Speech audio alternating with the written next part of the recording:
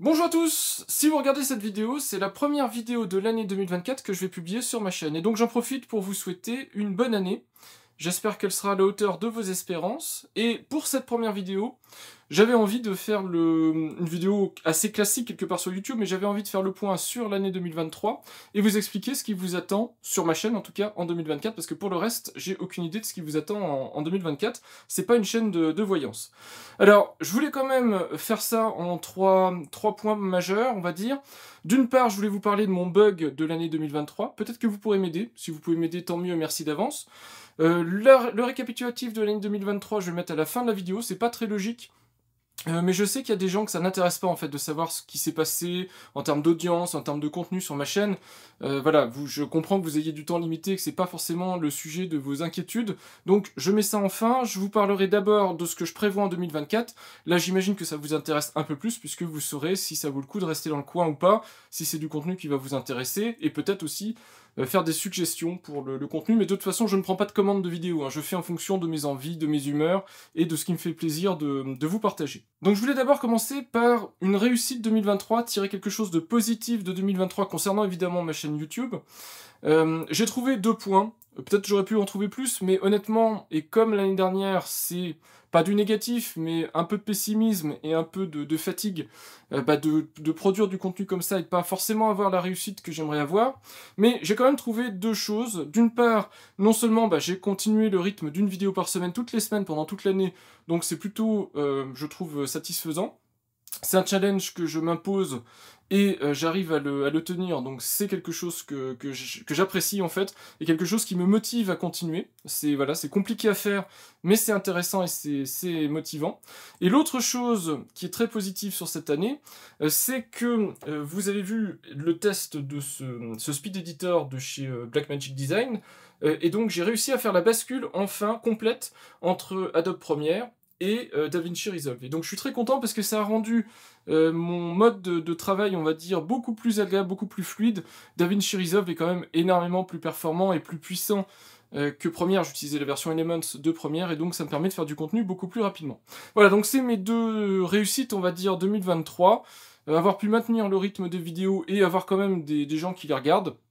Pas toutes, pas tout le temps, mais au moins j'ai du contenu qui est regardé, et puis avoir réussi à faire cette bascule et avoir un outil et aussi tout un écosystème autour avec évidemment des outillages, des accessoires extrêmement pratiques à utiliser, extrêmement efficaces, ce qui me permet de me dégager un peu plus de temps, soit pour filmer, soit pour faire autre chose, jouer à des jeux, sortir, etc. En tout cas, pas me consacrer autant sur le montage des vidéos qui était un petit peu laborieux.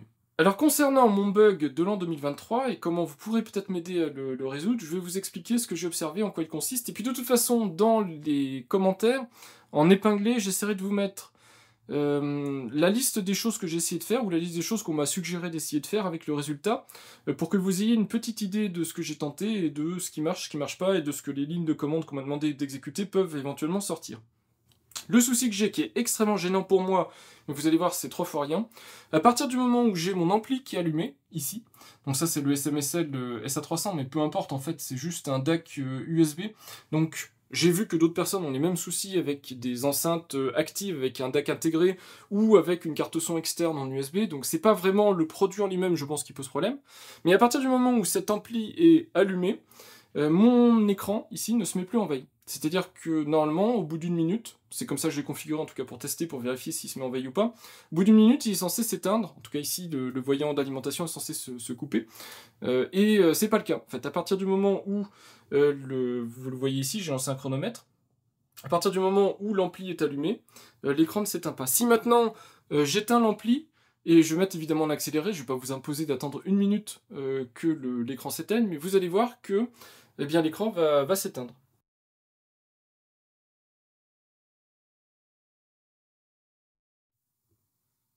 Voilà, l'écran est éteint. Alors, il n'est pas éteint parce que ça fait 2 minutes, il est éteint parce que ça fait 1 minute que j'ai éteint l'ampli. Si je rallume l'ampli, l'écran ne se rallume pas. Par contre, si je bouge ma souris ou que je touche à mon clavier, évidemment, l'écran se rallume. Et là, ce qui va se passer, c'est que l'écran ne s'éteindra plus. Au bout d'une minute, ou 2 minutes, ou 3 minutes, peu importe, l'écran ne s'éteindra pas. Des fois, ça lui arrive de s'éteindre, mais la plupart du temps, il ne s'éteint pas. Et c'est particulièrement embêtant. Imaginez, je suis dans cette situation-là. Je sais pas, j'ai un truc à faire, je m'en vais, je reviens au bout d'une demi-heure, ça fait une demi-heure que l'écran est resté allumé pour rien. Ça m'a même commencé à endommager l'écran, puisque je sais pas si vous le voyez, mais j'ai des points chauds qui sont apparus ici.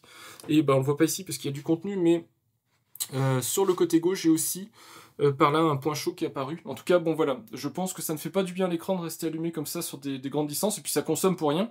Et c'est sacrément problématique, puisque bah, du coup, on le voit ici, la mise en veille ne fonctionne plus sur ma machine, et je ne sais pas pourquoi. Et pour compléter donc mon bug 2023, c'est que tout cet équipement ici est connecté sur un switch USB, donc avec 2 ports de sortie, et je peux le connecter sur d'autres machines qui sont aussi sous Windows 11. Donc j'ai des ordinateurs portables par exemple, qui fonctionnent sous Windows 11. Je n'ai absolument aucun bug avec d'autres installations Windows 11.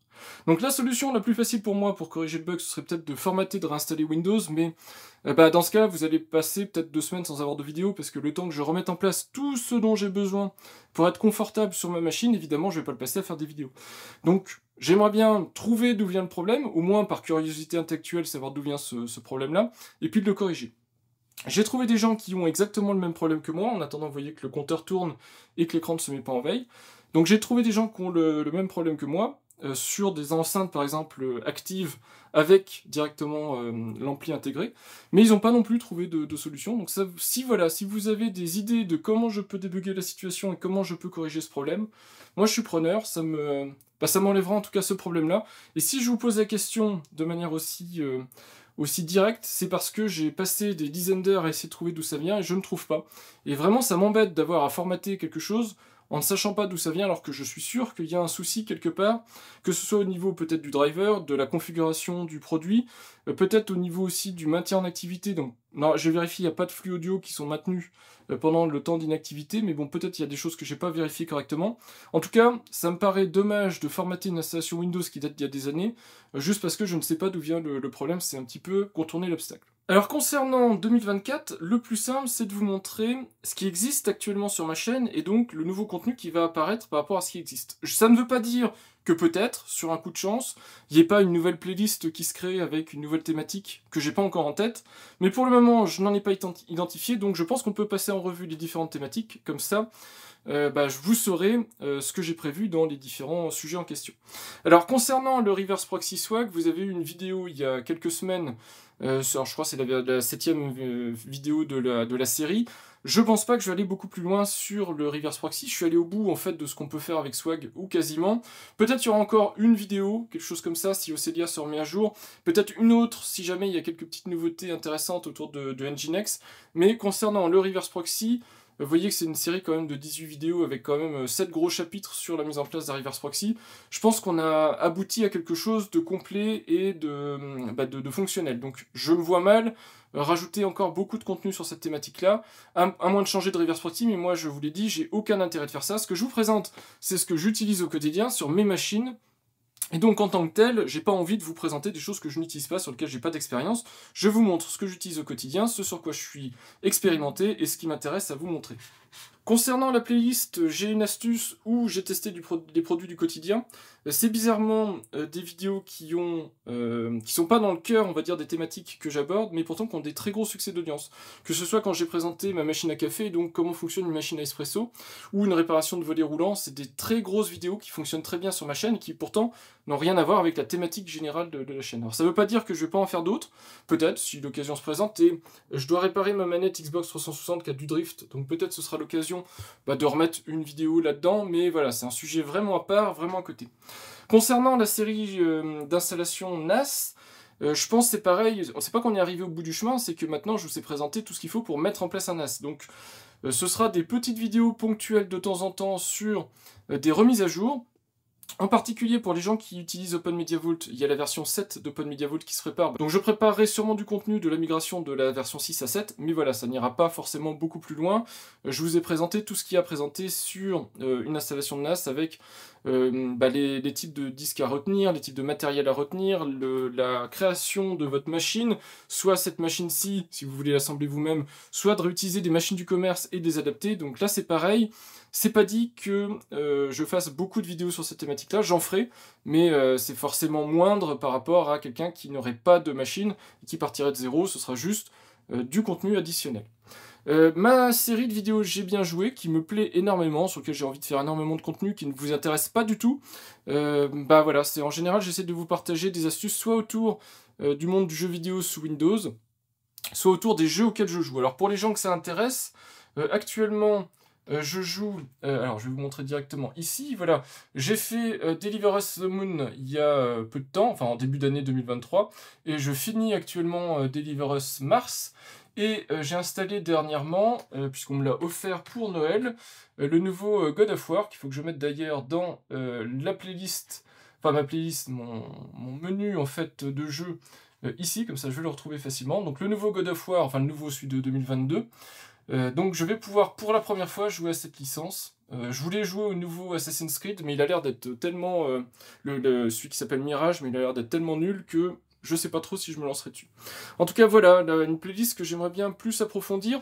Pour les gens qui connaissent pas cette playlist, j'ai parlé de jeux qui me paraissent assez intéressantes, avec par exemple le Jedi Knight, en fait, le retour de Dark Forces, avec un moteur plus évolué. J'ai parlé aussi de Tomb Raider, des jeux comme ça qui me tiennent à cœur, donc que je vous avais présenté. Mais apparemment, donc, je suis pas fait pour faire des vidéos gaming, donc voilà, j'en ferai pas beaucoup puisque c'est pas les vidéos qui vous intéressent. Concernant le test de matériel PC, vous voyez autour de vous, je suis complètement équipé. Étant donné que maintenant clavier souris, je suis rééquipé, webcam, ampli, etc. J'ai du matériel à ne plus savoir quoi en faire. J'essaye aussi de rester mesuré dans les vidéos que je fais, donc je ne renouvelle pas mon matériel à outrance. Peut-être, et je ne sais pas encore, que l'année 2024 sera le renouvellement de mon PC fixe. Je ne suis pas sûr, puisqu'il tient encore la route. C'est un Ryzen 7 2700X. Et parfois, dans les rendus de vidéos, c'est vrai qu'il commence à tirer la langue. Mais ça reste une machine extrêmement puissante. Donc pour le moment, le besoin ne s'en fait pas sentir. Par contre, pour la carte vidéo, pour pouvoir jouer, là c'est autre chose. J'ai une RTX 2060, ce qui est pas mal, mais elle a que 6 Go de RAM. Donc c'est vrai que dans certains jeux, elle commence à avoir des difficultés, surtout les jeux très demandeurs. Donc là, peut-être qu'il faudra que je renouvelle ma carte graphique. On verra. Comme les prix sont devenus beaucoup plus raisonnables, peut-être que je me lancerai dans un renouvellement de carte graphique. Mais en tout cas, n'attendez pas beaucoup de tests de matériel PC. Je vais faire quelques demandes de prêt. Si les marques acceptent, tant mieux. Mais sinon, ce sera à peu près tout. Concernant le Raspberry Pi, vous le savez, le Raspberry Pi 5 est sorti. Ça fait très longtemps que j'ai pas fait de vidéo sur les Raspberry Pi parce que c'est devenu pas de mauvais rapport qualité-prix, mais c'est quand même pas idéal en termes de rapport qualité-prix. Quand on compare à des petites machines comme les NUC-like, puisque maintenant Intel a laissé tomber les NUC, mais vous avez les équivalents chinois de ces Intel NUC, qui sont des machines extrêmement efficaces, un petit peu évolutives, et d'un rapport qualité-prix, on va dire, équivalent à du Raspberry Pi. Alors, pas sur toutes les machines, mais voilà. Le Raspberry Pi a flambé, en fait, pendant la période Covid. Il est redescendu, il est à nouveau accessible, en termes de prix, en termes de disponibilité, mais ça reste quand même cher par rapport à ce que c'est. Donc je sais pas si ça vaut le coup que je continue sur le Raspberry Pi, sachant que j'en ai plus l'usage personnellement. Le seul Raspberry Pi que j'utilise régulièrement, c'est celui qui est là-dedans, qui me sert à jouer à des jeux rétro gaming, donc c'est du Recalbox dedans. Donc voilà, ça me sert qu'à ça pour le moment. Pour le reste, tout ce qui est domotique, etc., j'ai du matériel dédié, donc j'en ai plus besoin. On verra si je reviens sur le Raspberry 5 plus tard. Pour le moment, en tout cas, je ne l'ai pas prévu pour cette année. Pour la partie Windows, là, j'imagine que l'année va être ponctuée de vidéos autour de Windows. Je compte pas lâcher l'affaire. Déjà parce que vous regardez le contenu, mais aussi parce que moi, ça m'intéresse de voir Windows évoluer. Je vous donne rendez-vous très probablement autour de février 2024, qui va être la sortie de Moment 5 pour Windows 11, donc avec tout un jeu de fonctionnalités extrêmement intéressantes pour Windows, puisque enfin, je vais y voir des choses qui sont, que j'attendais depuis très longtemps, alors que en Europe, dans le monde entier, ce ne sera pas le cas, mais Microsoft est obligé maintenant de faire une mise à jour qui va vous permettre de modifier, par exemple, le moteur de recherche de Windows, pour pouvoir le remplacer par autre chose que du Microsoft et du Bing, donc, mais pour mettre du Google, de l'Ecosia, enfin ce que vous voulez dedans. Donc ça peut être assez intéressant, remplacement, suppression de Edge, remplacement par votre navigateur préféré, toutes des choses qui sont demandées par l'Union Européenne et qui sont extrêmement intéressantes, puisque ça va forcer la main à Microsoft de revenir vers un OS beaucoup plus intéressant pour un utilisateur, puisque vous pourrez supprimer les fonctionnalités qui ne vous intéressent pas, et surtout faire jouer la concurrence en installant ce que vous avez vraiment besoin, et donc pas avoir du Edge de Windows, enfin de Microsoft, si c'est pas ce que vous voulez. C'est pas mon cas, c'est pas un mauvais navigateur, Edge, mais il est inintéressant pour moi par rapport à d'autres, donc j'aimerais bien pouvoir le retirer de Windows. Donc voilà concernant Windows, beaucoup de contenu que j'ai prévu en tout cas dessus. Concernant Android, à chaque fois je sors des vidéos Android, c'est pas un gros succès, mais c'est pas grave, je continuerai régulièrement. Je vous avais présenté donc dernièrement Bixby Text Call pour Samsung. Si je trouve des petites applications soit open source, soit gratuites, soit extrêmement bien fichues, bah, je vous les présenterai en vidéo. C'est pareil, c'est pas du contenu que je vais faire très régulièrement, mais je maintiens du contenu autour de l'écosystème Android, puisque c'est ce que j'utilise, c'est ce que je trouve extrêmement intéressant en choix de smartphone. Android est extrêmement ouvert, extrêmement de possibilités, donc c'est vraiment intéressant d'insister là-dessus.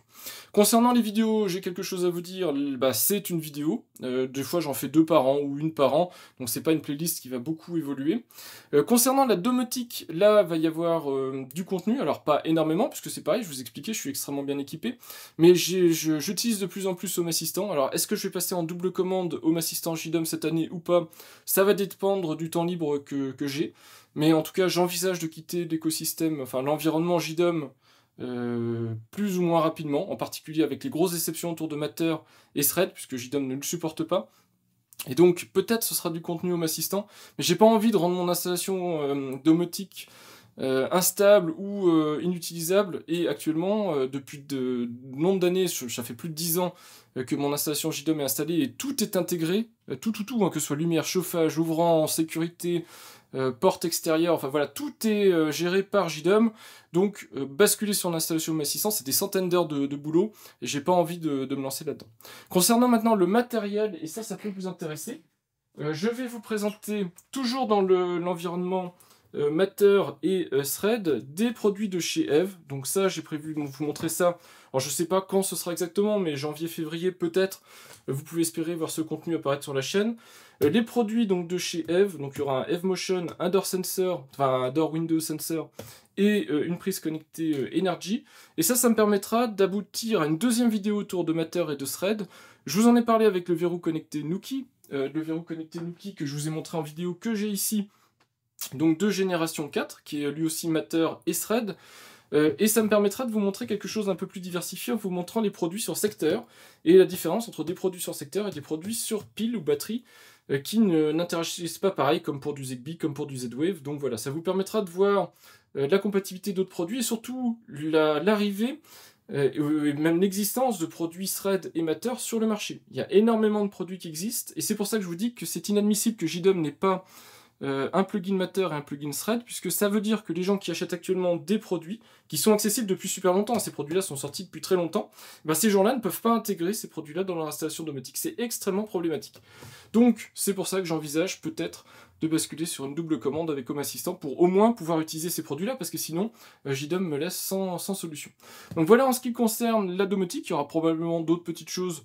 Je sais que JDOM sort une grosse mise à jour prochainement, non seulement une salve de plugins là dans les prochains jours, hein, donc peut-être qu'il y aura une vidéo JDOM, et puis évidemment la 4.4, donc peut-être aussi quelques contenus autour de JDOM. Petite info du moment, puisque ma portabilité va avoir lieu cet après-midi, je suis en train de migrer chez Free, en termes d'opérateur mobile perso. Pour mon opérateur fixe fibre, je suis toujours chez Soch, et très content de l'être. Et donc, à ce sujet-là, normalement, soit la semaine prochaine, soit dans quelques semaines en tout cas, vous aurez une petite vidéo sur une fonctionnalité très intéressante quand vous êtes client Free Mobile. Je vous en dis pas plus. Les gens qui font un petit peu de domotique et qui ont un forfait Free Mobile, peut-être vous connaissez déjà le sujet que je vais aborder. Pour les autres, si vous êtes client Free Mobile ou si vous envisagez la bascule vers un autre opérateur, ça vaudra peut-être le coup de vous renseigner, ou en tout cas de prendre l'information de cette vidéo-là pour peut-être vous décider et faire pencher la bascule vers Free, pourquoi pas.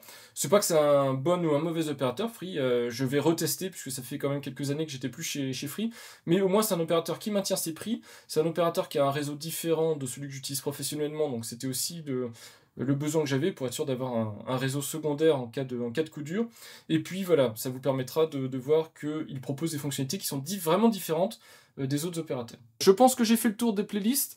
Vous voyez que j'ai en tête pas mal de sujets de vidéos.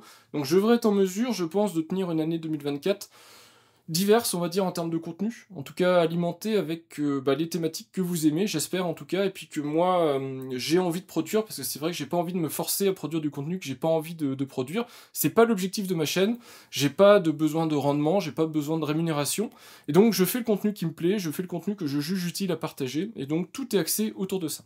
On a parlé du bug de l'an 2023, pour moi en tout cas. On a parlé de ce que je projette de vous présenter en 2024. Je vous ai pas tout dit, mais bon, dans la majorité, enfin dans l'ensemble, vous avez les grandes lignes de ce que je voudrais vous présenter. Et bien il est temps maintenant juste de vous parler de 2023. 2023, donc pour ça, je vais dans YouTube Studio, ici. Et puis je vais vous montrer, donc en capture d'écran, ce sera beaucoup plus agréable pour vous, je pense, de regarder avec quelque chose de bien défini. Vous montrer les statistiques. Il faut savoir que j'ai activé la monétisation de ma chaîne en 2023, pas pour gagner de l'argent, mais vous voyez que c'est le cas. J'ai 187 € brut sur mon compte YouTube, que je ne toucherai quasiment, je pense, jamais, mais au moins... vous voyez qu'il y a du revenu qui est arrivé. J'étais à 0 jusqu'à présent, depuis je sais pas combien de temps je fais des vidéos, mais j'étais à 0. Mais j'ai pas activé la monétisation pour toucher de l'argent, vous le voyez bien, parce que de toute façon je vais même pas retirer l'argent qui est présent ici. Je l'ai fait pour vérifier si ça a un impact sur la visibilité de mes vidéos et l'audience. Donc on pourra jeter un petit coup d'œil là-dessus. Comme je l'ai fait en cours d'année, ça va être compliqué d'être sûr que ça a un impact ou pas. Mais l'autre truc extrêmement pénalisant qui a eu lieu, c'est que fin novembre, YouTube a décidé d'activer de la monétisation forcée en début de vidéo, ce que je ne voulais pas faire. Donc voilà, vous me direz votre retour là-dessus, si ça vous dérange, si ça vous dérange pas. Moi, je ne sais même pas si la monétisation a un impact positif sur mon audience, en fait. Donc, à la limite, moi, ça me dérange pas de l'enlever s'il y a beaucoup de gens qui me disent que c'est trop perturbant d'avoir des vidéos en début de... Enfin, des publicités en début de vidéo. Donc voilà, je vous propose tout de suite, on va regarder tout ça, et puis comme ça, vous aurez une bonne idée du contenu que j'ai produit, peut-être du succès ou non du contenu que j'ai produit. Je vous montrerai aussi des choses qui vous concernent vous, puisque vous verrez les tranches d'âge, des groupes, les sexes, des choses comme ça, des zones géographiques, des gens qui regardent mon contenu, donc ça devrait peut-être vous intéresser en termes d'informations, pas forcément sur vous-même qui regardez la vidéo, mais sur les gens qui regardent mon type de contenu et qui sont intéressés par mon type de contenu. Donc c'est parti, encore une fois, voilà l'envers du décor. Peut-être si vous avez une chaîne YouTube, vous connaissez cette interface-là. Si c'est pas le cas, vous la découvrez, vous la redécouvrez. Il n'y a pas d'informations particulièrement confidentielles, on va dire, là-dedans, donc je peux vous montrer à peu près l'intégralité de ce qui s'y trouve. Mais je vous rassure, je vais pas tout vous montrer, on va se focaliser principalement sur quelques sections. Je zoome un petit peu pour que ce soit lisible, je pense que comme ça devrait aller. Donc, sur le tableau de bord, en fait, ce qu'on a en général, c'est les performances de la dernière vidéo. Ce qui met toujours en général des coups de pression. Alors moi c'est pas quelque chose de très grave si une vidéo marche pas, puisque on va dire que j'ai pas d'intérêt financier à la chose. C'est pas mon activité professionnelle, j'en attends pas de gagner ma vie, donc de toute façon si une vidéo marche pas, j'ai perdu mon temps. À la limite c'est comme ça que je le vois, mais il n'y a pas d'autres conséquences à part ça. Mais c'est là où on voit quand même que YouTube se moque un peu du monde, puisque d'un côté il vous enlève les pouces vers le bas visible pour essayer d'identifier un petit peu le contenu qui plaît pas, en soi-disant pour protéger la personne, le créateur de contenu, des impacts négatifs pour son mental ou je sais trop quoi, mais d'un autre côté ils vous mettent une pression de dingue à chaque fois que vous avez une vidéo en retard ou un truc comme ça, en vous disant ouais, comment ça se fait, votre vidéo est pas sortie, ou la performance de la vidéo que vous avez sortie est pas au niveau des autres, qu'est-ce qui se passe, enfin bon voilà, donc c'est un espèce de double jeu que joue YouTube qui est pas super sympa je trouve envers les créateurs de contenu. Mais quand même, je vous montre. Dernière vidéo, c'est un cas exceptionnel. Et donc, je vous la montre parce que c'est plutôt sympa. C'est une vidéo qui a très bien marché. Donc, c'est ma vidéo sur mon retour après 3 ans d'utilisation de mon NAS DIY. Donc, vidéo qui a beaucoup plu. J'ai eu de la chance. Ça veut dire que c'est pas un contenu que j'ai créé entre guillemets pour rien et que les gens sont intéressés par le sujet. Donc, tant mieux. Je vous ai dit, c'est pas forcément une thématique qui aura beaucoup d'avenir. Il va y avoir quelques vidéos au cours de l'année 2024, mais pas des masses. Mais voilà, au moins vous voyez comment a fonctionné cette vidéo en particulier.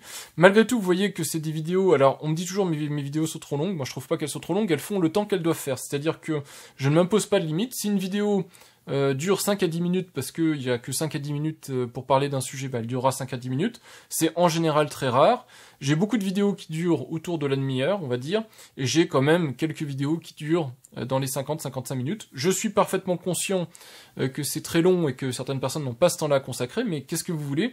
Moi, si je trouve que pour aborder un sujet, il faut 50 minutes, je mets les 50 minutes, puis si les gens n'ont pas le temps de regarder, tant pis. Mais quand même, vous voyez que, ne serait-ce que sur cette vidéo qui a pourtant très bien marché, la durée moyenne de visionnage d'une vidéo, c'est environ 4 minutes. Donc ça veut dire que sur les, je sais pas combien elle fait celle-là, je me rappelle pas, mais sur on va dire 50 minutes, les gens ont regardé 4 minutes et les 46 autres minutes en moyenne n'ont pas été regardées. Donc, malgré tout, vous voyez que ça montre que mon contenu n'est pas beaucoup regardé, malgré le nombre de vues, et c'est un indicateur assez mauvais pour YouTube. Hein, Ici, en fait, cet indicateur-là est extrêmement important, ces deux indicateurs-là sont très importants pour YouTube, pour mettre en avant du contenu. S'ils voient ces indicateurs-là qui sont un peu faibles, YouTube considère que c'est pas intéressant de mettre en avant le contenu. Sinon, donc, données analytiques, on va regarder un petit peu plus en détail, mais là, je vous montrerai donc on ira dans la section dédiée, parce que dans les données d'analyse ici, parce qu'ici, on voit que sur les 28 derniers jours, donc ça veut pas dire grand-chose. Je vous montre quand même les dernières vidéos mises en ligne, les derniers commentaires. Les abonnés récents, alors les abonnés, c'est ceux qui ont un profil public, donc on voit les gens qui ont une chaîne YouTube, avec des abonnés ou pas, peu importe, mais qui ont un profil public, et puis les dernières informations de communauté. N'hésitez pas à regarder régulièrement, régulièrement, une fois par mois peut-être, mais je poste quelques informations dans la partie communauté de la chaîne YouTube, et si vous cherchez où ça se trouve, je vous montre.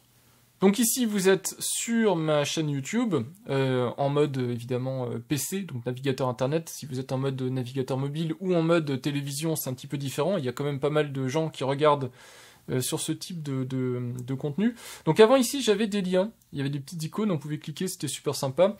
Ces icônes ont disparu, et pareil pour... il y a des petites choses en fait qui ont été ajustées. Donc si vous cherchez les liens, ils se trouvent maintenant ici. Donc vous avez les liens, donc vous avez ma boutique Amazon affiliée. C'est en gros le seul truc que je mets en avant dans mes vidéos, c'est des liens affiliés vers Amazon. Voilà, je fais pas d'autres affiliations, pas d'autres contenus promotionnels ou choses comme ça. Et puis comme ça, ça vous coûte rien. Si vous êtes client Amazon, que le produit vous a plu, vous utilisez un de mes liens affiliés, et voilà, pour vous ça vous change rien, et moi ça me rapporte une petite commission qui me sert en général à acheter du matériel pour faire du montage vidéo, tout ça. C'est comme ça que j'ai acheté mon Speed Editor, que je participe à l'achat de mon appareil photo, des objectifs, des trucs comme ça. Et puis vous avez des liens vers mes autres canaux de communication, dont le Discord, si vous cherchez un canal de communication où me joindre, et joindre éventuellement des gens qui sont très disponibles sur Discord et qui pourront peut-être vous aider.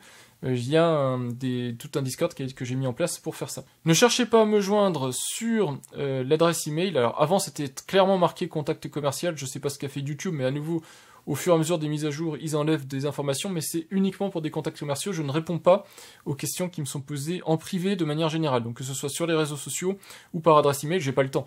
Avec le temps que je passe pour créer du contenu et de répondre déjà en public à tous les gens qui posent des questions, et je réponds en public parce que c'est réutilisable, la réponse est visible de tous, alors que quand je réponds en privé, forcément, ça ne sert qu'à la personne qui m'a posé la question. Je ne peux pas, face à la quantité de messages que je reçois, répondre individuellement à chaque personne, et donc j'ai fait le choix de ne plus répondre en privé aux personnes. Je ne réponds exclusivement qu'en public.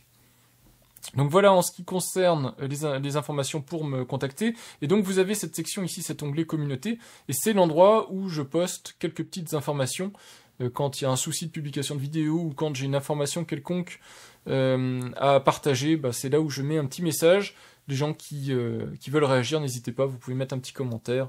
Voilà, ça permet d'échanger comme ça rapidement en dehors d'une vidéo YouTube classique. Donc en termes de contenu, on va pas aller dans le détail, parce que évidemment, je vous ai dit, j'ai publié une vidéo par semaine sur l'année 2023, donc il y a énormément de vidéos. Je voulais juste vous montrer que c'est en dents de scie, les vidéos YouTube que je peux produire, c'est-à-dire il y a des contenus qui marchent bien. Bon, par exemple, vous avez les contenus autour du NAS, des contenus qui sont variables, on va dire, le reverse proxy par exemple, 5000 vues environ, ça peut paraître beaucoup, mais c'est pas énorme par rapport au temps que j'ai investi pour créer la vidéo, pour synthétiser, on va dire, le fonctionnement. Ici c'était du CrowdSec, donc comment le mettre en place et tout ça, mais en plus, en allant au-delà de ce que font les documentations, parce que les documentations étaient un petit peu erronées sur le sujet, donc forcément, c'est toujours quelque chose, 5000 vues, mais 5000 vues quand on a une chaîne qui a presque 50 000 abonnés, ça fait 10% de l'audience. Voilà, moi je suis toujours un petit peu là-dessus en décalage, insatisfait on va dire. Je pourrais me satisfaire de 5000 vues, c'est déjà pas mal, c'est une grosse salle même de spectacle, mais moi je trouve que pour le temps que j'y investis, voilà, j'attendrai un petit peu plus de visibilité ou un petit peu plus d'engagement de la part des gens qui regardent la vidéo. Mais c'est pas encore le pire, quand on regarde des vidéos qui me tiennent encore plus à cœur, où je montre des fonctionnalités qui sont pas forcément montrées je pense en tout cas sur du YouTube français. Alors c'est le cas avec Swag, hein, puisque c'est assez de niche, mais quand je parle de Bixby Text Call par exemple, c'est beaucoup plus standard, en termes de... ça tape quasiment tous les gens qui utilisent des smartphones Samsung, et éventuellement qui sont intéressés par le monde d'Android. Là, quand je fais 1300 vues, alors c'est pas des vidéos, c'est pas forcément les vidéos qui m'occupent le plus de temps, mais une vidéo comme ça, c'est quand même une bonne quinzaine d'heures, facilement 20 heures peut-être, entre l'idée, le plan à tourner, les tournages, le montage et la mise en ligne de la vidéo avec le chapitrage et tout ça, parce que je fais en sorte que tout soit chapitré. C'est quand même assez peu de vues par rapport, évidemment, au temps que j'y investis. Donc voilà, c'est des choses qui sont problématiques, et ce qui est encore plus problématique à mon niveau, et ce qui me décourage beaucoup, c'est quand je fais une vidéo avec une marque qui décide de me faire confiance, comme Nuki pour le verrou connecté, donc la sortie du Smart Lock Pro de 4ème génération, et où j'ai à peu près ce niveau de vue. Là, c'est franchement embêtant, parce qu'en plus, j'avais fait en sorte en fait que cette vidéo soit disponible dès la sortie commerciale du verrou, de manière à ce que les gens aient toutes les informations disponibles pour pouvoir justement tout savoir sur ce verrou et décider de l'acheter, pas l'acheter. Voilà, prendre une décision en tout cas autour de tout ça. Donc voilà, des fois ça me laisse un petit peu, on va dire, déçu du résultat, mais bon, c'est comme ça, c'est le jeu aussi. Et puis, vous avez à droite quelque chose qu'on ne voit pas maintenant quand on regarde des vidéos YouTube, et qui pourtant, je trouve, est extrêmement important pour connaître la qualité d'une vidéo. On voit ici le ratio pouce vers le haut, pouce vers le bas. Et en général, je sais pas, je crois que c'est la norme, c'est entre 97, 98, 99% de ratio j'aime. Quand on a des ratios plus bas, c'est soit qu'on fait du contenu tendancieux, soit qu'on fait du contenu discutable en termes de, je sais pas, qualité, rapport qualité-prix, des choses comme ça. Le temps passé par rapport à la quantité d'informations engrangées. Alors mes vidéos sont pas horribles dans l'ensemble, il y a quand même beaucoup de gens qui aiment mes vidéos, vous voyez que j'ai quand même des ratios assez élevés, on va dire, de j'aime par rapport à j'aime pas, mais il y a quand même quelques vidéos qui descendent dans les 90 ou 95%. C'est comme ça. Par exemple, tout ce qui est Samsung, je sais pas pourquoi, voilà, les gens mettent tout ce qui est Android, en particulier Samsung, les gens mettent des pouces vers le bas. Alors soit c'est pour me dire arrête de faire du contenu là-dessus, alors ça marchera pas, hein. Je le dis tout de suite aux gens qui pensent qu'en mettant un pouce vers le bas, ça m'incite à dire j'aime pas ton contenu sur cette thématique-là, arrête d'en faire. Je suis insensible à ce type de choses-là, d'autant plus que le pouce ne l'indique pas. Mais en tout cas, voilà, c'est un petit peu décevant de voir ce type de retour. Donc voilà, j'ai une vidéo, donc comme vous pouvez le voir, par semaine. Je sors les vidéos le jeudi à 17h30. C'est le créneau que j'ai retenu, que je trouve confortable pour moi, et peut-être confortable pour les gens qui regardent le contenu, parce que ça leur permet de mettre la vidéo de côté, comme ça, le week-end, ils savent qu'il y a la vidéo qui est prête, s'ils ont un petit peu de temps à y consacrer, le vendredi, le samedi ou le dimanche. Pour les gens qui ont le temps de la regarder dès le jeudi, j'ai déjà quelques retours, et s'il y a un gros souci, ça m'est arrivé 1 ou 2 fois en plusieurs années de sortie, j'ai le temps d'annuler la vidéo, de corriger et de la republier pour le week-end. Donc ça me permet d'être à l'aise, on va dire, en termes de rythme de sortie et de date de sortie. Donc voilà, je vous montre vite fait. Vous voyez qu'en termes de vues, on oscille quand même très facilement de 1000 à, on va dire, 10 000 vues. Et c'est pas énorme. C'est satisfaisant, probablement pour beaucoup de gens qui pensent que voilà, quand on fait du contenu YouTube, c'est bien. Je sais que par rapport à même des très grosses vieilles chaînes YouTube, des fois elles ont du mal à faire autant de vues, donc je peux quand même m'en réjouir sur les thématiques que j'aborde. Mais voilà, moi j'aimerais bien, c'est vrai que c'est un vœu que je fais depuis des années, avoir du contenu qui plus régulièrement plaît à plus de monde. Peut-être qu'il faudrait que je change de sujet, c'est peut-être les sujets qui sont trop spécifiques ou trop dans le détail, mais bon, c'est en tout cas, j'espère un jour, le type de contenu que les gens aimeront ou attendront de YouTube, voir des contenus complets, détaillés, fouillés, avec les informations dont ils ont besoin et des navigations pour sauter les passages dont ils auraient éventuellement pas besoin. Donc voilà en ce qui concerne les sujets, les thématiques, j'ai essayé d'être équilibré. Si vous regardez en termes de contenu, vous avez du NAS, du reverse proxy, du Samsung, de la domotique, donc encore de la domotique, du Windows, un petit peu de domotique, du matériel PC, de l'Android avec Fairphone. Alors ça c'est pareil, Fairphone, je suis très déçu, c'est une marque qui m'a fait confiance, et voilà, j'ai fait 1800 vues avec le temps passé, puisque j'ai démonté, remonté intégralement le smartphone en vidéo pour vous montrer comment ça se passait, plus mon avis, mon retour. Évidemment, j'ai fait 1800 vues, c'est un truc aussi quelque part qui m'est resté un petit peu en travers de la gorge, mais c'est comme ça. C'est que le contenu n'a pas plu. Donc à nouveau du Windows, de l'auto-hébergement et du déploiement de services Docker avec Homepage, encore du Windows, donc du Fairphone, donc de l'Android, du matériel PC avec l'installation d'un M2 et la migration du système d'exploitation, du Windows, du VPN, donc ça c'est du Docker, du water cooling, recharger un kit de water cooling et nettoyer le water cooling, de l'applicatif Windows avec le pilotage de plusieurs machines avec un seul kit clavier-souris, du retour d'expérience avec du SAV Logitech, je vous ferai peut-être prochainement un retour d'expérience SAV, vous verrez sur quelle marque, du Windows, une FAQ, alors je referai peut-être une FAQ, mais ça, c'est pareil, ça va dépendre si j'ai le temps et de si je peux m'engager sur ce type de thématique. Si c'est le cas, ce sera sûrement autour de NAS ou de l'auto-hébergement. Je verrai quelle thématique exactement j'aborderai. Du matériel PC avec Asus, à nouveau vous voyez 2500 vues pour un prêt de matériel d'une marque comme Asus, que je pense vous connaissez tous. Voilà, moi ça me satisfait pas. Pour la marque, en tout cas, ça me permet pas de lui dire, voilà, regardez, quand je mets en avant un produit que j'ai sélectionné de votre part, les gens suivent et regardent mon contenu. C'est un petit peu dommage.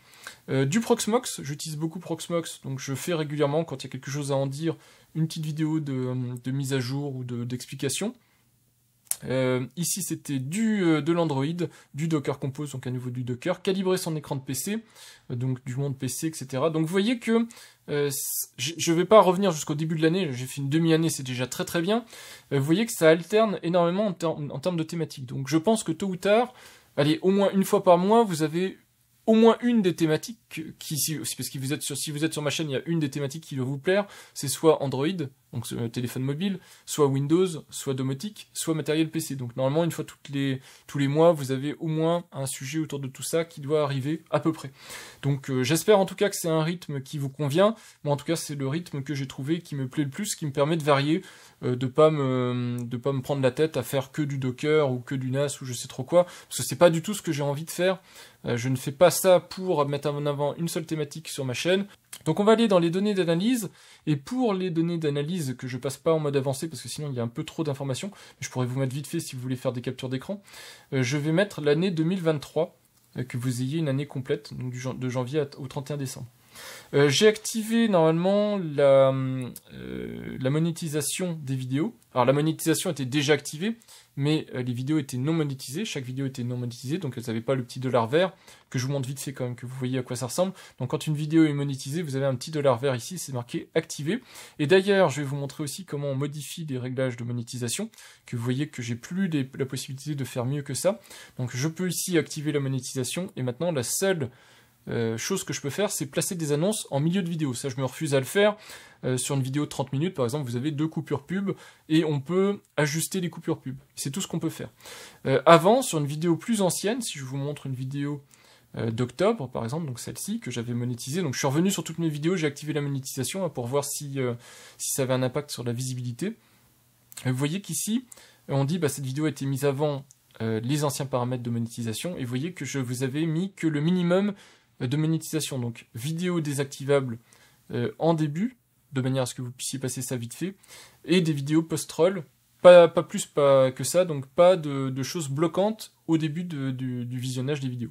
Voilà, maintenant on peut plus le faire, j'en suis désolé, c'est pas moi qui fais les règles du jeu, c'est YouTube, donc si vous devez vous plaindre, plaignez-vous vers YouTube, c'est eux qui ont créé cette situation-là. Donc voilà, ici en termes de données brutes sur l'année 2023, vous voyez que le gros souci en fait, c'est l'engagement. C'est-à-dire que tous les voyants sont... Alors YouTube ne met pas du rouge par politesse, mais c'est une flèche vers le bas grise, c'est pour dire vraiment il y a quelque chose qui va pas, que ce soit en termes de durée de visionnage, en termes de vues, en termes d'abonnés, que 5000 abonnés sur une année, alors c'est toujours bien 5000 abonnés, bienvenue aux nouveaux, mais vous voyez que je suis pas prêt d'arriver à ne serait-ce 50 000 abonnés. Si j'arrive aux 50 000 abonnés l'année prochaine, c'est très bien. Donc le trophée YouTube, je l'aurai peut-être pas de mon vivant, quoi. C'est en gros si on va sur ce rythme-là. Donc, vous voyez, c'est pour ça, c'est ça qui me désole quelque part un petit peu, c'est le fait que je ne fais pas du contenu très engageant ou très regardé. Et même si j'avoue que certains sujets sont, comme je le dis de temps en temps, de niche, ou en tout cas pas grand public, c'est vrai que c'est un petit peu dommage qu'il n'y ait pas plus de gens qui soient intéressés par le contenu que je produis. En tout cas, donc vous voyez un petit peu ici des pics d'audience en fin d'année. Alors je sais pas si c'est toutes les fins d'année comme ça. Il faudrait que je fasse des périodes personnalisées. On peut aller vite fait faire une période personnalisée en 2022 juste pour vérifier si par hasard c'était le cas en 2022. Il faudrait que je fasse sur chaque année. Il y a peut-être plus de monde qui regarde les vidéos en fin d'année. Là, vous voyez que c'était pas le cas. Donc on va dire que c'est peut-être un impact de la monétisation. Ça peut être aussi un truc qui n'a rien à voir, je sais pas, des vidéos qui ont percé quelques vidéos qui ont intéressé les gens sur le NAS ou sur Swag et qui ont fait que d'autres vidéos ont été plus vues. Voilà, ça n'a peut-être aucun rapport et de toute façon je n'ai pas les outils pour vous dire et pour moi-même comprendre pourquoi il y a ce petit pic d'activité en fin d'année qu'il n'y avait pas forcément en début d'année. Mais au final on voit que je reviens un petit peu à l'activité de début d'année, donc rien de transcendant, mais bon, ça reste quand même une chaîne qui évolue positivement. On va garder ça à l'esprit, on va dire, pour le reste de la vidéo, avec des revenus.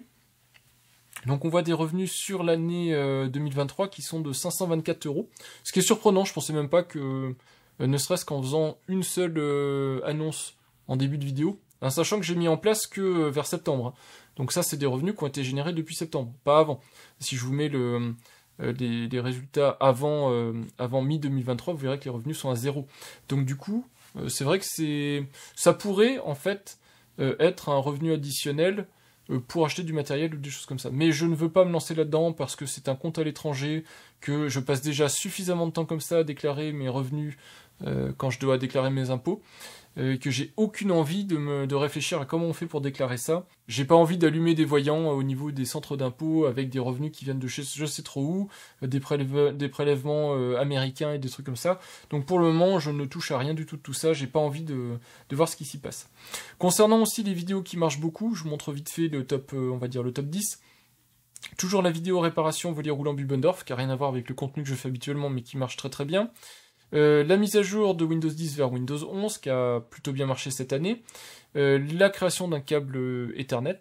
La présentation de ma machine à café, puisque je suis un buveur de café et j'ai une machine à café automatique Philips. Et donc cette vidéo, qui est pas toute récente, hein, vous voyez qu'elle date de 2020, continue à très très bien marcher. Elle marche mieux que quasiment l'intégralité de toutes mes vidéos que je peux produire. Donc c'est pour vous dire à quel point ce type de vidéo a plus de potentiel, on va dire, que n'importe quelle autre vidéo que je pourrais faire. Pourtant, c'est pas forcément le type de sujet que je veux aborder régulièrement. La vidéo sur Matter et Thread, je pense que c'est des sujets qui vont être extrêmement d'actualité en ce moment, puisque c'est des protocoles qui vont gagner en puissance là en 2024, donc je pense que c'est pour ça que c'est des thématiques qui vous intéressent. Une très très vieille vidéo de 2017, enfin des très vieilles vidéos de 2017 qui continuent à très bien marcher. Et puis on voit ici la vidéo de sortie de Windows 11. En général, quand Windows 11 sort, et si mes vidéos sont bien faites, elles ont toujours un peu de succès, puisque les gens cherchent de l'information sur les nouveautés et comment les activer, ces nouveautés. Des choses autour de Philips Hue, et puis le test de ma souris que j'utilise toujours en ce moment, la MX Master 3S, dont j'ai fait une suite, puisque je l'ai envoyée en SAV. Donc vous avez aussi la partie SAV de cette souris. Je vous montre vite fait la partie contenu 2023, donc ça c'est toujours pareil, vous avez ici les sorties de vidéos, et puis vous avez les nombres de vues, les impressions, donc c'est les clics, les choses comme ça, les interactions en fait qu'ont eu les gens, les commentaires, les trucs de ce type-là.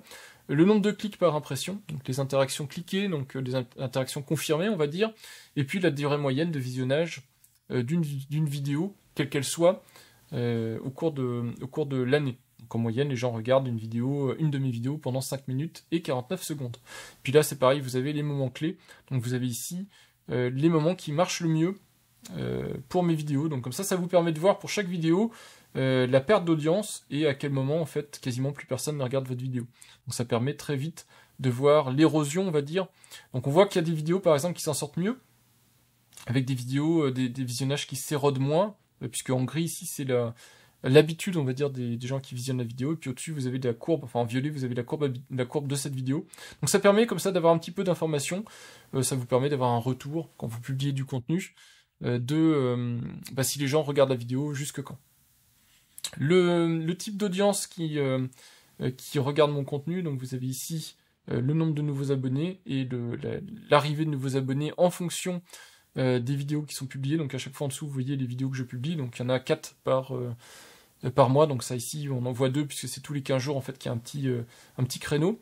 Donc on voit comme ça qu'il y a des vidéos et des sujets qui font venir du monde. Voilà, je sais pas d'ailleurs d'où viennent les nouveaux spectateurs de ces vidéos-là. Si vous êtes au courant, si vous-même vous savez par où vous êtes venu, quand vous êtes venu par exemple regarder la vidéo sur la migration Windows 10, Windows 11 ou des choses de ce type-là, ça m'intéresserait de savoir d'où vous veniez. Matter et Thread par exemple, parce que c'est YouTube qui vous l'a suggéré, une recherche Google. Ça peut m'aider aussi à créer du contenu qui soit peut-être mieux indexé. Les vidéos qui ont servi à ramener quelque part des gens sur ma chaîne YouTube.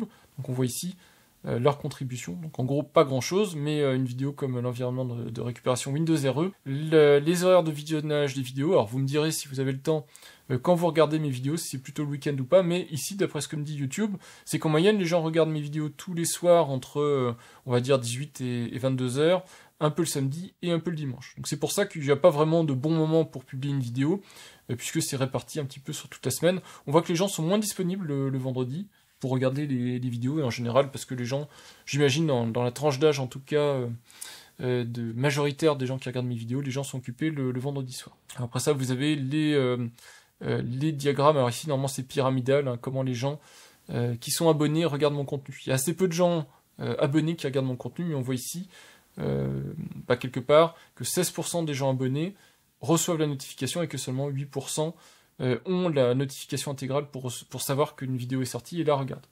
Voilà, et puis ensuite vous avez quelques petites informations, je vous montre comme ça vite fait, mais à vous d'en faire ce que vous voulez, il n'y a pas grand chose à en tirer. On voit que majoritairement ce sont des gens non abonnés qui regardent du contenu, il y a 22% des gens qui sont abonnés qui regardent du contenu, donc c'est-à-dire que la majorité des durées de visionnage sont faites par des gens qui ne sont pas abonnés à ma chaîne, donc qui sont a priori potentiellement moins intéressés par mon contenu, en tout cas qui ne sont pas manifestés comme intéressés par mon contenu. En termes de répartition de sexe, on voit que c'est une chaîne qui visiblement intéresse majoritairement les hommes. C'est malheureux, mais c'est comme ça malheureusement. Sur les thématiques plutôt high-tech, domotique et tout ça, c'est des sujets qui intéressent moins les femmes. Je sais pas pourquoi. Je sais pourquoi, il y a énormément de raisons sociétales, etc. Mais bon, j'aurais espéré avec le temps, on est quand même 2024, que ce soit des chiffres qui, tout doucement, progresse, or ça n'a pas l'air d'être spécifiquement le cas. Sinon, vous voyez les tranches d'âge, donc toujours la tranche d'âge majoritaire, 35-44 ans, c'est mon cas. Que les gens qui regardent mes vidéos sont aussi dans ma tranche d'âge, et vous voyez la répartition par tranche d'âge. Donc c'est relativement bien réparti, on va dire qu'il n'y a pas de très grosse tranche d'âge qui se démarque. Et puis, pour les traductions, je vous ferai peut-être un contenu un jour sur les traductions automatiques. En tout cas, il y a des gens qui regardent avec des traductions, et peut-être un jour, j'arriverai à faire mieux sur les traductions françaises, donc peut-être que derrière, YouTube pourra me faire les traductions anglaises et compagnie. Et les pays qui visionnent mes vidéos, donc c'est principalement la France, ultra majoritairement, mais il y a aussi les pays limitrophes, comme la Belgique, et le Canada, donc désolé aux Canadiens pour mon accent français, et puis l'Algérie, le Maroc, et puis après ça vous avez d'autres pays mais qui sont moins représentatifs puisque déjà on est à moins de 1,7%. En termes de revenus, donc je vous l'ai dit, il y avait 0 revenu, alors ça je pense que c'est des gens qui font des dons, des trucs comme ça, donc ça fait des petits pics, et puis vous voyez que le revenu a commencé le 8 août 2023, donc quand j'ai commencé à monétiser le contenu, pour voir l'impact que ça avait. Donc on voit que c'est pas rien, 524 € sur à peu près une demi-année, mais ça c'est du brut, hein, donc il faut enlever quasiment la moitié pour avoir le net qui serait touché au final. Donc c'est pas forcément, vous voyez que ça fait pas un salaire, hein, pas du tout, mais ça peut être un petit bonus, donc à voir dans le futur. Moi en tout cas je vous ai dit, je n'en fais pas du tout une priorité, donc c'est pour ça que c'est pas un sujet sur lequel on va approfondir, mais sachez que voilà, si vous avez des publicités en début de vidéo, c'est parce que j'ai activé la monétisation, pas pour l'argent, mais pour convaincre YouTube de mettre en avant mon contenu, que eux aussi ils ont à y gagner. En termes de commentaires, donc je me permets de les montrer, puisque de toute façon c'est des commentaires publics, hein, tout le monde peut les lire, donc il n'y a pas de souci de confidentialité là-dedans. J'essaye de répondre dans la mesure du possible, et désolé s'il y a un ou deux ratés, je ne le fais pas exprès, mais j'essaye de répondre dans la mesure du possible à tous les commentaires YouTube. Ça demande un temps fou, mais voilà, normalement vous avez une réponse, alors qui est peut-être pas ultra complète ou super longue, mais vous avez une réponse personnalisée quand vous me laissez un message sur mes vidéos. Je dis pas que je pourrais le faire tout le temps, mais pour le moment j'arrive encore à suivre, donc c'est possible pour moi. Il y a des commentaires aussi qui se retrouvent ici en cours d'examen, donc c'est tous les commentaires qui peuvent être dénigrants, méprisants, etc. Donc c'est fait automatiquement, c'est pas moi qui le détermine, donc si jamais il y a une insulte, un truc comme ça part automatiquement là-dedans, et des fois quand il y a une URL, ça part automatiquement là-dedans. Donc de temps en temps, quand j'ai le courage, je vais voir dedans, mais des fois c'est vraiment des commentaires qui sont effectivement insultants, donc ça vous donne pas spécialement envie d'aller rechercher les 2-3 commentaires dans le lot de gens qui auraient par mégarde été filtrés par erreur. Donc voilà, c'est pour ça que de temps en temps, il y a des gens qui n'ont jamais de réponse, c'est parce que je les vois pas, puisqu'ils sont mis en cours d'examen, ils sont supprimés automatiquement, donc moi j'en ai même pas information. Donc pour les sous-titres, tout est généré automatiquement, donc là-dedans, on va pas regarder. Droit d'auteur, j'ai pas eu de soucis de droit d'auteur dernièrement, mais j'avais des gens qui avaient repompé du contenu et qui l'avaient mis en intégralité sur leur chaîne. Donc ça, c'est là-dedans que vous pouvez le voir, qu'il y a un content match, et puis demander la suppression immédiate ou négocier avec la personne qui a réutilisé votre contenu. Donc ça, j'ai déjà expliqué, je ne souhaite pas que des gens repompent mon contenu et le mettent ailleurs. Comme tout contenu, c'est soumis à la loi française, donc vous avez les droits à la citation, les choses comme ça. Faut pas se priver quand on a la possibilité, par exemple, si vous voulez répondre en vidéo en regardant la vidéo et en mettant sur pause et en faisant des réponses, c'est tout à fait possible, c'est de droit à la citation. Par contre, prendre du contenu tel quel et le republier tel quel, ça c'est niet. Même si je ne monétisais pas jusqu'à présent mon contenu, ou si je souhaite pas en faire une activité et gagner de l'argent avec ça, si vous voulez faire des vidéos, vous les faites vous-même, vous n'avez pas à repomper le contenu d'autres personnes. Donc pour les revenus, je vous ai montré, mais ça c'est les possibilités de revenus additionnels que propose YouTube. Donc vous avez plein de choses du genre faire des donations, ajouter des liens pour faire une boutique d'achat, des produits super pour vous mettre en avant, vos commentaires et tout ça. Donc tout ça je ne l'ai pas activé. Mais voilà, comme ça vous savez que ça existe également, et le reste c'est pas intéressant pour la vidéo puisque c'est la personnalisation de la chaîne YouTube. Voilà, donc vous avez vu un petit peu tout ce qu'il y a à voir sur l'envers du décor de cette chaîne YouTube. Vous avez vu une année 2023 en demi-teinte, je dirais pour moi. Je suis très satisfait d'avoir conservé quelque part une certaine motivation à publier une vidéo par semaine. Donc ça c'est bien, j'ai réussi à le faire et j'en suis content. C'est un challenge chaque année de ne pas rater le coche et chaque semaine d'avoir du contenu. C'est se creuser la tête pour trouver une idée de vidéo, de développer le sujet, de le tourner, de le monter, de le publier, etc. Donc ça demande beaucoup de temps, beaucoup d'investissement personnel pour arriver à maintenir un rythme. Et par contre, vous avez vu le gros souci, je trouve, c'est le fait qu'il y a un manque d'engagement, un manque de visionnage de vidéos, d'un nombre d'abonnés qui ne croient pas vraiment suffisamment, à mon goût personnellement en tout cas. C'est-à-dire, je sais pas si c'est une stagnation, mais en tout cas je trouve que j'ai du mal à évoluer. Donc voilà, c'est ça qui est embêtant, puisque quand on évolue, alors je ne demande pas d'exploser en termes de nombre d'abonnés, mais quand on évolue régulièrement, c'est vrai que ça motive à continuer à investir son temps personnel et son énergie dedans. Quand c'est pas le cas, c'est vrai que c'est compliqué de retrouver la motivation chaque semaine pour s'y remettre. Donc en tout cas, je pense que je vous ai présenté ce que je voulais vous présenter dans cette vidéo. Je vous souhaite à nouveau une bonne année 2024. Je me souhaite beaucoup de courage et de motivation pour cette année, pour toujours trouver la volonté de republier une vidéo par semaine et de, quelque part, me relancer ce challenge pour une nouvelle année. Et puis, je vous donne rendez-vous la semaine prochaine, jeudi 17h30, pour une vidéo. Je sais déjà, je pense, de quoi elle va parler. Je vous en ai parlé en début de vidéo, vous avez normalement eu des indices de mon actualité du moment qui va provoquer cette nouvelle vidéo. Donc comme ça, vous aurez une petite piste, une petite idée de ce que je vais vous proposer la semaine prochaine. Donc je vous dis à la semaine prochaine, merci d'avoir regardé cette vidéo, et à bientôt.